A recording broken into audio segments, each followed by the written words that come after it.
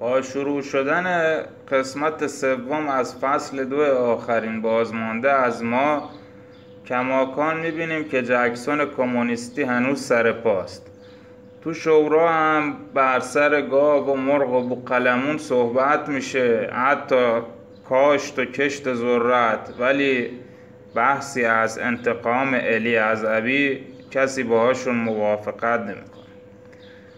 رأی نهایی رو اعلام میکنن. خب ظاهرا چه کمونیست باشی چه نباشی، آدم ها خرشون که از پل بگذره دیگه با هم غریبه میشن و رابطه عاشقانه الی و دینا سریال کمی ضامنش رو کشیده که سریع پیش نره. اواسط قسمت شاهد قتل عام زخم ها به دست گرگ ها هستیم. حتی به بچه ها هم رحم نمی کنن. دو نکته که یک فیلم آخرالزمانی رو تقویت میکنه اینه که مشکل زامبیا نیستن، مشکل آدمهای سالم هستن که دیگه قانونی برای عقب نگه داشتنشون وجود نداره. دیگری نشون دادن حل شدن شهر در طبیعت، حل شدن ماشین ها، ساختمان ها، وسایل زیر پوشش گیاهی و در کل منظورم نابودی تمدن شهری به دست طبیعت و باز پس گرفتن اون است که لاست آف آس به خوبی نشون داده.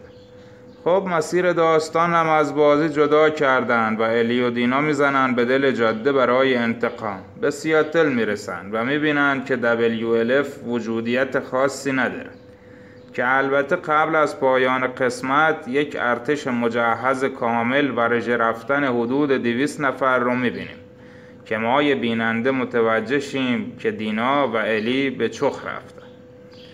ممنون میشم شما هم نظرتون رو با ما به اشتراک بذارید و بگید که آیا گروه اسکارز با پیامبرشون براتون جذاب هست یا گرگ ها با تکنولوژی و نفربرهای باقی مانده از تمدن وحشی بشری.